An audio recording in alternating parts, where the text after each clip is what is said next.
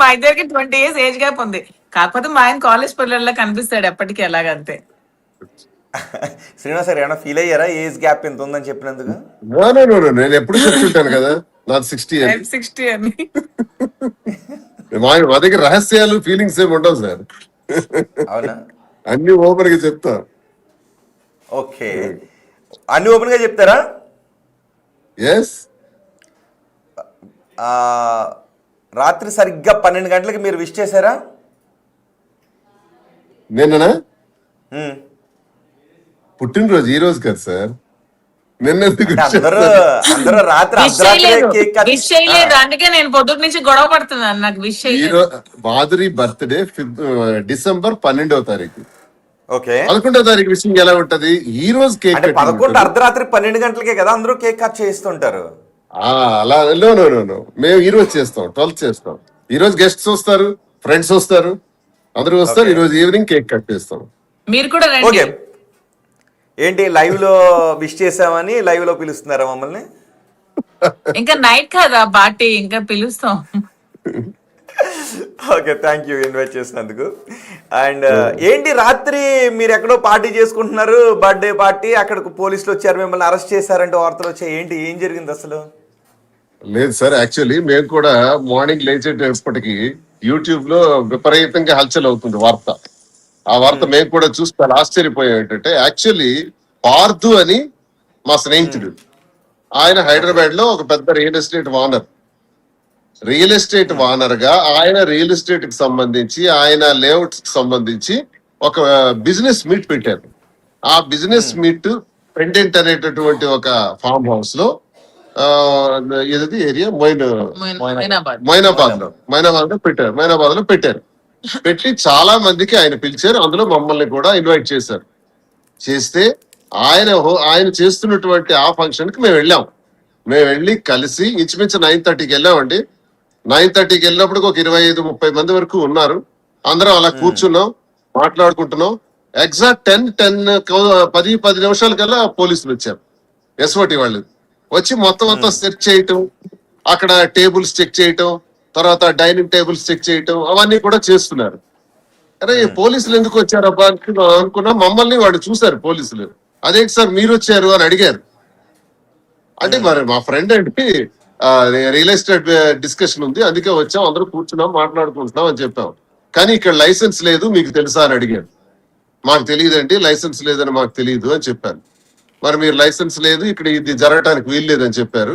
సరే, వాళ్ళు ఏదో బాటిల్స్ అన్ని వాళ్ళు తీసుకుపోయినారు. అక్కడ పార్టీకి సంబంధించినటువంటి పార్టీని కూడా మాట్లాడారు.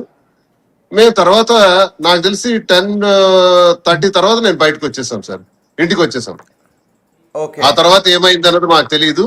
ఈ రోజు మార్నింగ్ మీడియాలో చూస్తే మమ్మల్ని అరెస్ట్ చేసేసారని, మేము జైల్లో ఉన్నామని, ఆల్రెడీ లేనిపోని ప్రచారాలని కూడా దుష్ప్రచారాలు చేసేసినారు. అక్కడ ఏదో విదేశీ మద్యం ఉందని, ఏదో హుక్కా ఉందని, అవన్నీ మాకేం తెలుసు సార్. పార్టీకి వెళ్ళాం, పార్టీకి పిలిచారు, పార్టీలో మరి డిన్నర్ చేసేసి బిజినెస్ డిస్కషన్స్ ఏవైతే ఉంటాయో చేసుకొని వచ్చేయాలి.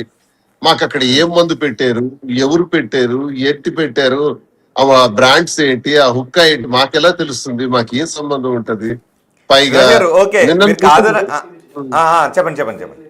నిన్న పుట్టినరోజు అంటున్నారు. పుట్టినరోజు 12వ తారీఖు, December 12. మీరు బాగా గుర్తుంచుకోండి, December 12వ తారీఖు మాధురి పుట్టినరోజు. ఈ రోజు సాయంత్రం కేక్ కటింగ్ ఉంది. నిజంగానే ఈ రోజు సాయంత్రం కేక్ కటింగ్ ఉంది. ఫ్రెండ్స్ వస్తారు, తప్పకుండా ఆ బర్త్డే సెలబ్రేషన్ చేస్తాం.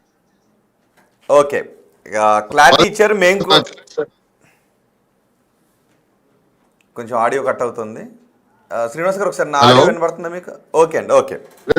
సో నిన్న జరిగిన దానికి, బయటకు వచ్చిన వార్తలకి, ఆ ఫంక్షన్ కి మీకు ఎటువంటి సంబంధం లేదు, మీరు ఇంట్లోనే ఉన్నారు?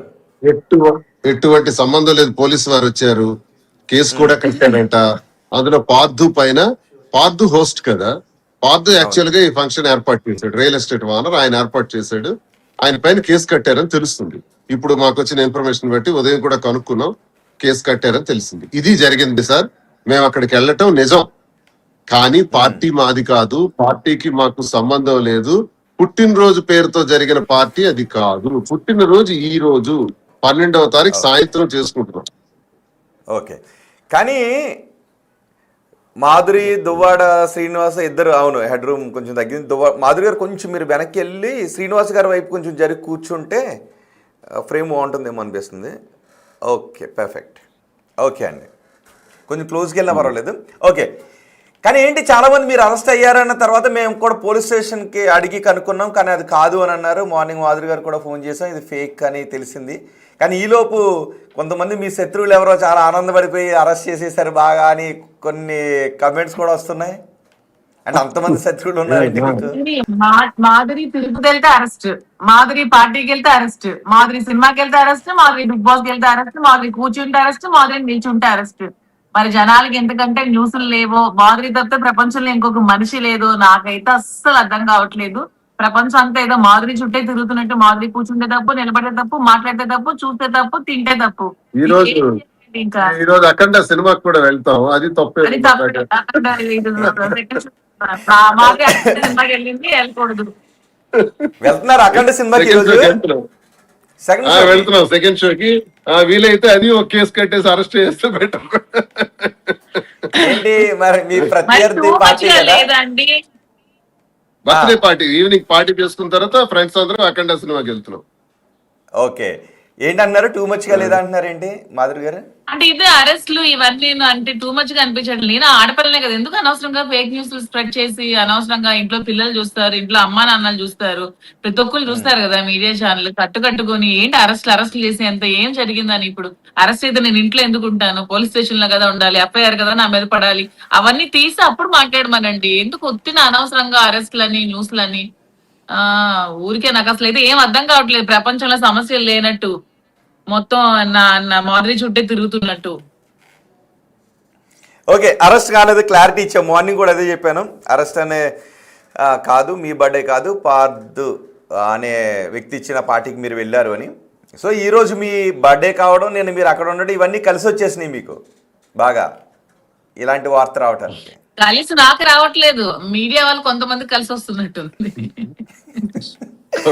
ఓకే, ఏంటి మీరు బాలకృష్ణ సినిమాకి వెళ్తున్నారు మీ ప్రత్యర్థి పార్టీగా? నో సార్ నేను ఫస్ట్ ఎన్టీఆర్ ఫ్యాన్, పెద్ద ఎన్టీఆర్.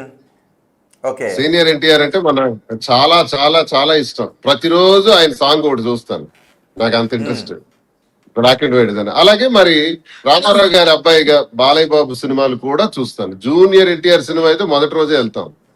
ఇదేమైనా నేరమా రోహిత్ గారు? ఇదేమైనా నేరమా? ఇది కేసు కడతారా ఏంటి? ఒకవేళ మేము వెళ్తారా? ఎంతమంది వెళ్తున్నారు? బాలయ్య బాబు ఫ్యాన్స్ అండి, జై బాలయ్య. మేము బాలయ్య బాబు ఫ్యాన్స్, బాలయ్య బాబు సినిమాలన్నీ చూస్తాం. ఇద్దరు కలిసి చెప్పండి ఒకసారి జై బాలయ్య అని.